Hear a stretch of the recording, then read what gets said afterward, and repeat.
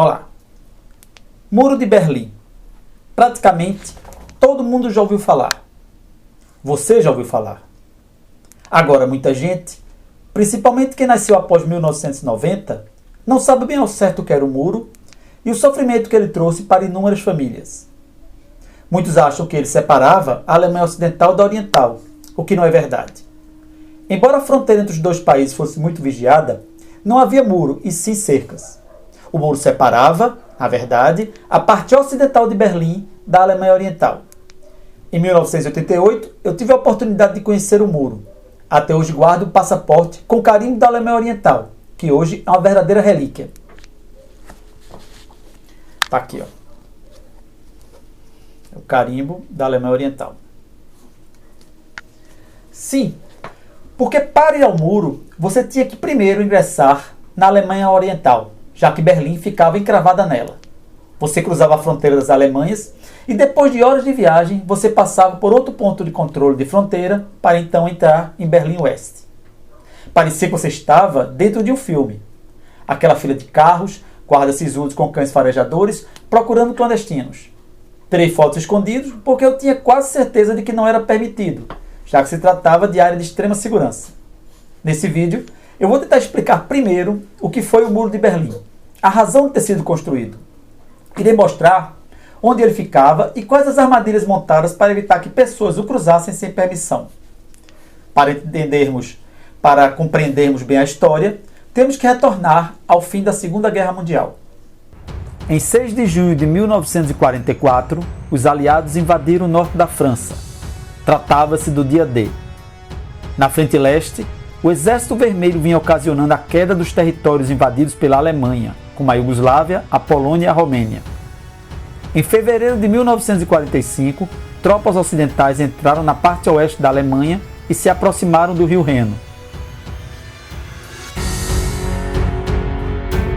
Já os soviéticos invadiram a Alemanha pelo leste, chegando a Berlim em outubro. A capital alemã caiu nas mãos das forças comunistas. Caindo a Alemanha nas mãos dos aliados, foi esta dividida em zonas de ocupação ocidentais, controladas pelos Estados Unidos, Inglaterra e França, e orientais, controladas pelos soviéticos. Da mesma forma que a Alemanha, a própria cidade de Berlim foi dividida em 4 zonas. A parte leste oriental ficou sob o controle soviético, as demais partes com os Estados Unidos, Inglaterra e França. Acontece que logo após o final da Segunda Guerra Mundial, iniciou-se um período de tensão entre os soviéticos e os seus ex-aliados. E tal período de tensão chegou ao ponto de Stalin, com o intuito de sufocar economicamente a parte ocidental de Berlim, determinar em 1948 o bloqueio, impedindo que alimentos, materiais e suprimentos chegassem à parte oeste da cidade. É bom lembrar, como já disse, que Berlim ficava totalmente encravada no setor soviético.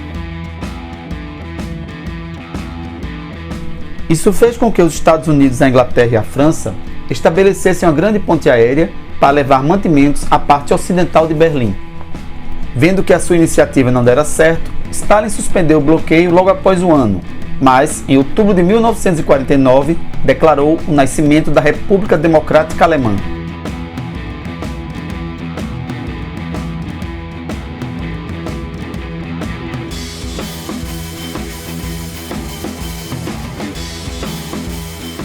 O desenvolvimento das duas Alemanhas foi muito diferente. Enquanto na ocidental houve a partir dos anos 50 um verdadeiro milagre econômico, a Alemanha Oriental tinha uma economia estagnada onde faltava tudo. Além do mais, a Alemanha Ocidental era uma democracia com ampla liberdade, o que não ocorria com a Oriental, que era um dos regimes mais repressores da época.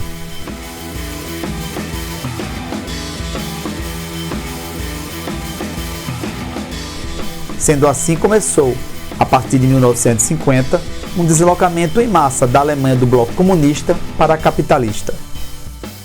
Diante de tal situação, Moscou começou a conceber, em segredo, a ideia de dificultar ao máximo o trânsito de pessoas nas fronteiras, até mesmo através da construção de um muro.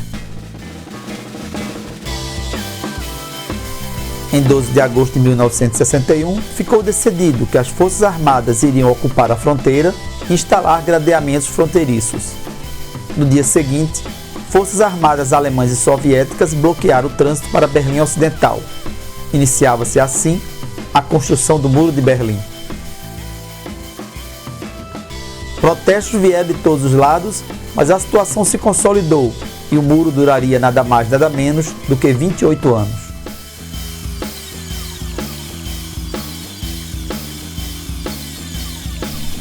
O muro circundava toda Berlim Ocidental, separando-a da Alemanha Oriental. O muro também dividia os dois lados da própria Berlim. Tinha 66.500 metros de gradeamento metálico, 302 torres de observação, 127 redes metálicas eletrificadas com alarme e 255 pistas de corridas para cães de guarda. Para visitar-se Berlim vindo da Alemanha Ocidental, a pessoa teria que primeiro cruzar a fronteira entre as duas Alemanhas. Depois, tinha que passar por outro controle muito rígido para poder ingressar em Berlim Ocidental. Na minha viagem, eu tirei fotos escondido, pois tinha quase certeza de que era proibido. Se fosse descoberto, certamente estaria com um grave problema, pois estava registrando uma zona de segurança. Hoje eu acho que não teria mais coragem de fazer o que fiz.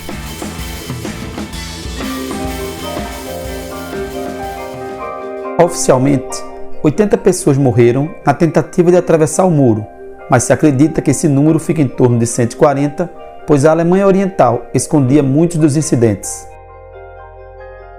Foram homens, mulheres e até crianças assassinadas pelo sonho da liberdade. A primeira vítima morta a tiros foi Gunther Lifting, baleado pela polícia no dia 24 de agosto de 1961 ao tentar escapar nadando no rio Spree.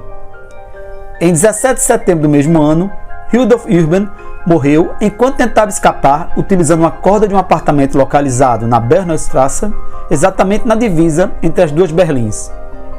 Mas o caso mais importante de morte no muro ocorreu em 17 de agosto de 1962, quando Peter Fletcher foi morto na frente de jornalistas ocidentais. Fletcher foi alvejado ao tentar pular o muro e agonizou por 1 hora até a morte. Os seus gritos de dor não fizeram com que a polícia alemã oriental o socorresse. O público ocidental viu, horrorizado, sem poder fazer nada. O último incidente fatal ocorreu no dia 8 de março de 1989, quando Infrid Frenberg, de 32 anos, morreu na queda de seu balão a gás de fabricação caseira quando tentava transpor o muro. O triste e irônico é que se ele tivesse esperado alguns meses, poderia presenciar a queda do Muro de Berlim e a sua liberdade. Mas as mortes não ficaram restritas a alemães em fuga. O guarda fronteiriço Reinhold Hunn foi morto por Rudolf Müller, quem tentava fugir com sua família através de um túnel. Ao ser interpelado pelo guarda, Müller puxou o revólver e atirou a queima-roupa. Outros guardas atiraram, mas Rudolf conseguiu chegar ao túnel e fugir para a parte ocidental. Berlim Oriental exigiu a extradição, mas foi negada. Rudolf foi com a família transferido de Berlim Ocidental para a Alemanha Ocidental. Os alemães orientais consideraram Reinhold um herói e muitas homenagens a ele foram organizadas. Apenas em 1999 é que Rudolf Müller foi julgado e condenado a 1 ano de prisão. Durante o julgamento, ele admitiu ter disparado em Hunn, mas alegou que foi em autodefesa. O tribunal, no entanto, chegou à conclusão de que, em nenhum momento, Hunn teria ameaçado a vida de Müller e da sua família.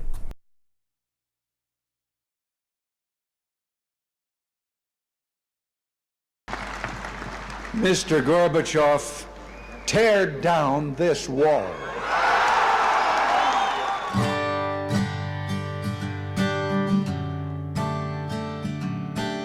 Em um discurso, no portão de Brandemburgo, em 12 de junho de 1987, Ronald Reagan desafiou Mikhail Gorbachev a derrubar o muro. A queda do muro, entretanto, só ocorreria 2 anos mais tarde, por causa de um mal-entendido. Na década de 80, a chamada cortina de ferro começou a ruir. A Alemanha Oriental entrou em grave crise, com uma enorme dívida externa, um déficit comercial crescente, aliados a um aumento da escassez de produtos. A sua indústria e a infraestrutura entraram em colapso. A repressão continuava a toda força. Todos aqueles que criticavam o regime eram fortemente punidos. Em 1989, a Hungria abriu as suas fronteiras para o oeste. Isto fez com que milhares de alemães orientais usassem o país como rota de fuga para a Áustria e depois para a Alemanha Ocidental. Na Polônia, assumiu um governo não comunista, o que a transformou também em rota de fuga da Alemanha Oriental. Ao mesmo tempo, diversos protestos começaram a eclodir, em especial em Berlim Oriental e Leipzig. No dia 9 de novembro de 1989, um erro de informação levaria à derrocada final da Alemanha Oriental e do Muro de Berlim. Nesse dia, o porta-voz da Alemanha Oriental, Gunther Schabowski, realizou o anúncio de uma nova lei de mobilidade da Alemanha Oriental. Durante a entrevista, Schabowski afirmou equivocadamente para um jornalista que a lei entraria em vigor em caráter imediato, quando na verdade ela precisava ainda ser aprovada no parlamento. Pouco depois desse anúncio, houve notícias sobre a abertura do muro na rádio e televisão ocidentais. Cerca de 100 mil pessoas marcharam aos postos fronteiriços e pediram a sua abertura. Nessa altura, os guardas já não sabiam bem o que fazer. E pior, os oficiais, os seus superiores, que ordens deveriam dar. Ninguém quis se arriscar a determinar uma repressão armada ao movimento que estava sendo transmitido para o mundo todo. Em face de tal situação, o posto de fronteira de Bornholmstrasse abriu às 23 horas. Era o fim do muro. Os cidadãos da República Democrática Alemã, ou da Alemanha Oriental, foram recebidos com grande euforia em Berlim Ocidental. Muitos boates perto do muro espontaneamente serviram cerveja gratuita, e pessoas que nunca se tinham visto antes cumprimentavam-se. Trata-se, sem dúvida alguma, de um dos fatos mais importantes do século XX. Hoje, as duas Alemanhas estão unificadas, tendo Berlim como capital. Trata-se da quarta economia do mundo e de um dos países com melhor qualidade de vida. Na Alemanha, há plena liberdade econômica e de expressão, um exemplo de democracia. Que os erros do passado norteiem as nossas ações futuras.